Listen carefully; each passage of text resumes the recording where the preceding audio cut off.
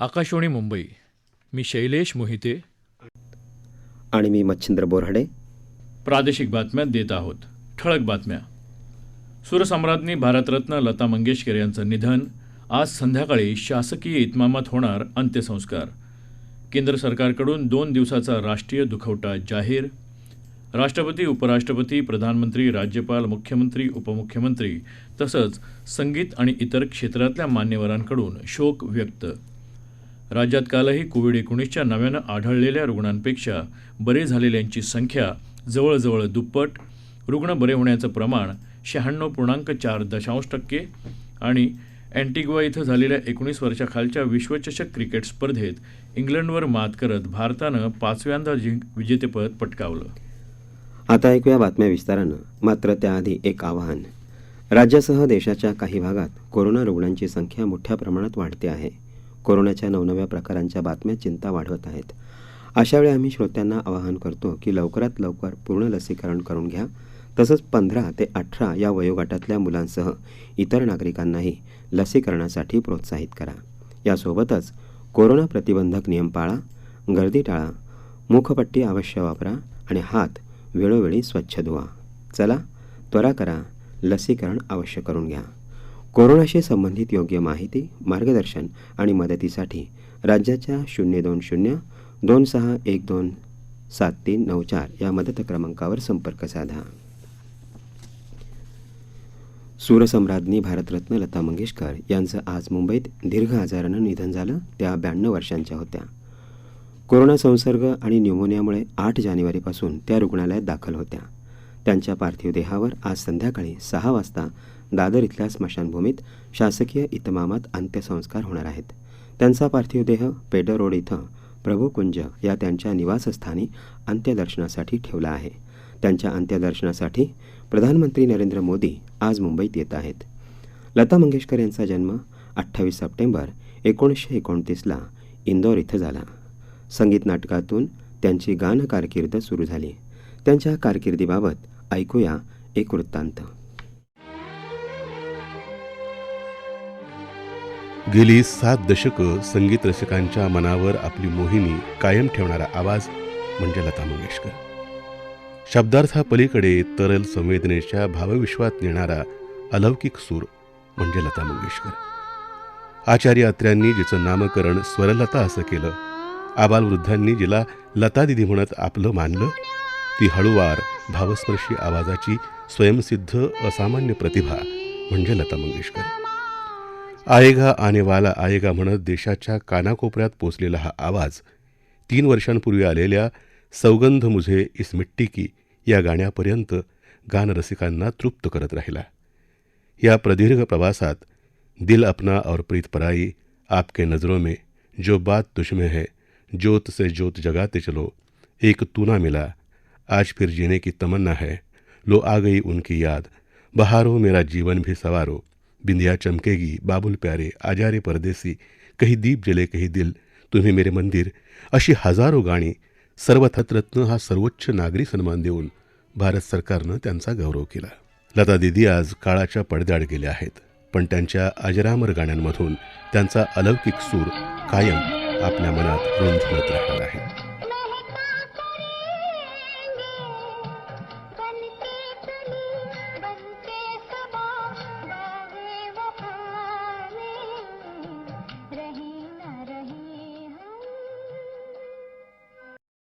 लता मंगेशकर यांच्या निधनाबद्दल आज आणि उद्या 2 दिवसांचा राष्ट्रीय दुखवटा केंद्र सरकारनं जाहीर केला आहे.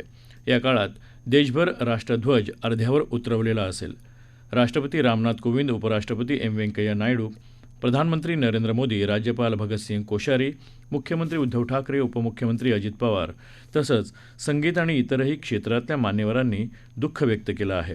लता मंगेशकर यांनी गायलेल्या विविध गाण्यांमध्ये अनेक पिढ्यांना आपल्या भावनाची अभिव्यक्ती गवसली.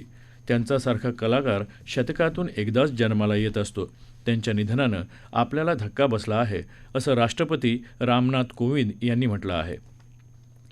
देशात आणि जगभरातही संगीत रसिकांना आपल्या मधुर आणि अलौकिक आवाजानं अनेक दशकं मुग्ध करणाऱ्या लता मंगेशकर या खऱ्या अर्थानं संगीतरत्न होत्या. त्यांच्या गाण्यामधून त्या कायम संगीत रसिकांच्या हृदयात जीवित राहतील असं उपराष्ट्रपती व्यंकय्या नायडू यांनी म्हटलं आहे. लोकांना संमोहित करण्याची अतुलनीय क्षमता लता मंगेशकर यांच्या सुमधूर आवाजात होती. भारतीय संस्कृतीच्या प्रमुख शिलेदार म्हणून येणाऱ्या पिढ्यांनाही त्यांचं स्मरण कायम राहील असं प्रधानमंत्री नरेंद्र मोदी यांनी म्हटलं आहे. भारतरत्न लता मंगेशकर यांचं गाणं देश, भाषा आणि काळ यांच्या सीमा उल्लंघून थेट अंतरात्म्याला जागवणारं होतं. आपल्या भावगीतांनी ईश्वराला जागवण्याची, प्रेमगीतांनी तरुणाईला खुलवण्याची, देशभक्तीपर गीतांनी जवानांना स्फुरण देण्याची, तर प्रेमळ अंगाई गीतांनी तान्हुल्यांना निजवण्याची अद्भुत जादू त्यांच्या स्वरात होती असं राज्यपाल भगतसिंह कोश्यारी यांनी म्हटलं आहे. तर लता दीदींच्या जाण्यानं एका स्वरयुगाचा अंत झाला अशा शब्दात मुख्यमंत्री उद्धव ठाकरे यांनी आपल्या भावना व्यक्त केल्या आहेत. सरसम्राज्ञी लता दीदी आज आपल्यातून देहानं नाहीशा झाल्या हे अत्यंत दुःखद आहे, पण त्या त्यांच्या स्मृती अमृतस्वरांनी अजरामत आहेत. अनादी आनंदघन म्हणून त्या स्वर अंबरातून आपल्यावर स्वर अमृत शिंपित राहतील अशा शब्दात त्यांनी लता मंगेशकर यांना आदरांजली अर्पण केली. लता दीदींच्या सुरेल सुरांनी रसिकांचं भावविश्व आणि देशाचं कलाक्षेत्र समृद्ध केलं. त्यांच्या जाण्यानं महाराष्ट्रातल्या देशातला प्रत्येक जण, प्रत्येक घर आणि शोकाकुल आहे. स्वर्गीय आनंद देणारी लता दीदींची गाणी, त्यांचे दैवीसूर हे आकाशात सूर्यचंद्र असेपर्यंत राहतील, परंतु लता दीदी आपल्यात नसतील ही कल्पना सहन होत नाही अशा शब्दात उपमुख्यमंत्री अजित पवार यांनी आपलं दुःख व्यक्त केलं. आपल्या अलौकिक सुरांनी संपूर्ण विश्वाला मंत्रमुग्ध करणाऱ्या भारतरत्न लता मंगेशकर यांच्या निधनामुळे संगीत क्षेत्र मूक झालं आहे अशा शब्दात सांस्कृतिक कार्यमंत्री अमित देशमुख यांनी शोक व्यक्त केला. लता मंगेशकर यांच्या निधनानं केवळ स्वर नाही तर भारतीय संगीताचा आत्मा हरपला आहे अशा शब्दात विधानसभेतले विरोधी पक्षनेते देवेंद्र फडणवीस यांनी दुःख व्यक्त केलं. सांस्कृतिक कार्यमंत्री अमित विलासराव देशमुख, महिला आणि बालविकास मंत्री ॲडव्होकेट यशोमती ठाकूर यांनीही दुःख व्यक्त केलं. लता मंगेशकर यांच्या निधनाबद्दल दुःख व्यक्त करताना गायिका साधना सरगम यांनी आपल्या भावना व्यक्त करताना सांगितलं, संगीत विश्वातलं हे सर्वात मोठा लॉस आहे. खूप मोठी ही जागा कधीच न भरून निघण्यासारखी आहे. मला अजून विश्वास बसत नाही, त्या नाहीये तसं वाटतच नाही. मला खूप खूप वाईट वाटतं आणि खूप म्हणजे मला बोलणं पण कठीण जातं.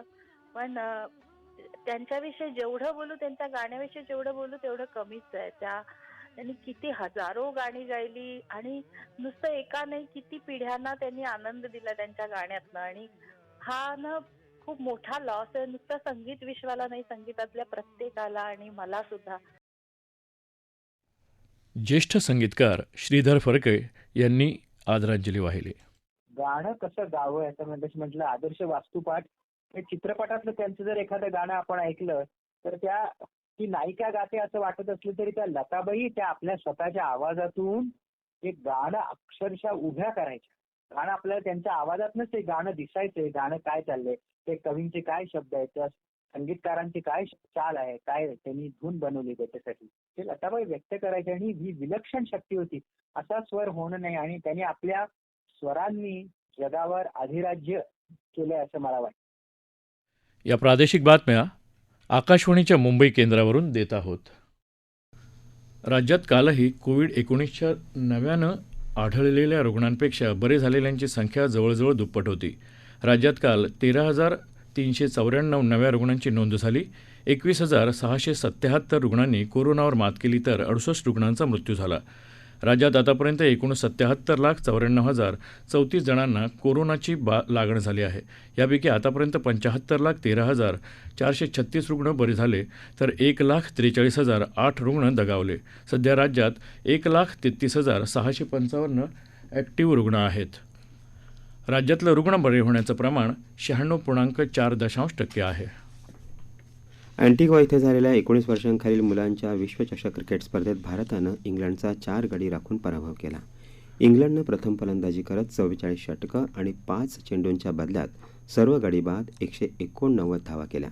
भारतानं प्रत्युत्तरात 47 षटकं आणि 4 चेंडूवर 6 गड्यांच्या मोबदल्यात 195 धावा केल्या.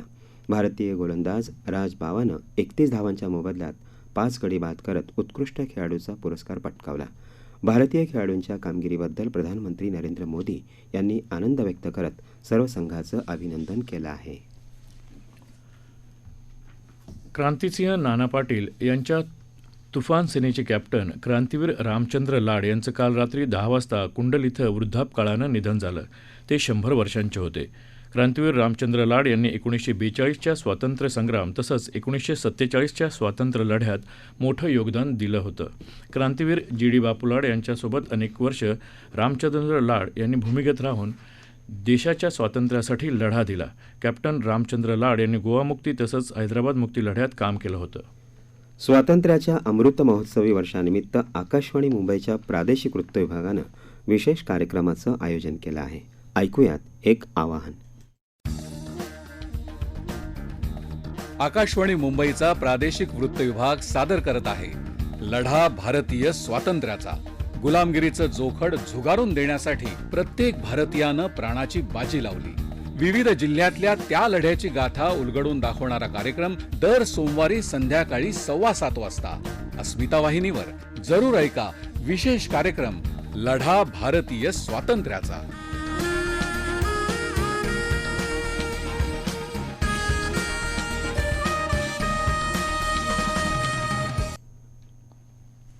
ठळक बातम्या पुन्हा एकदा. सूरसम्राज्ञी भारतरत्न लता मंगेशकर यांचं निधन. आज संध्याकाळी शासकीय इतमामात होणार अंत्यसंस्कार. केंद्र सरकारकडून 2 दिवसांचा राष्ट्रीय दुखवटा जाहीर.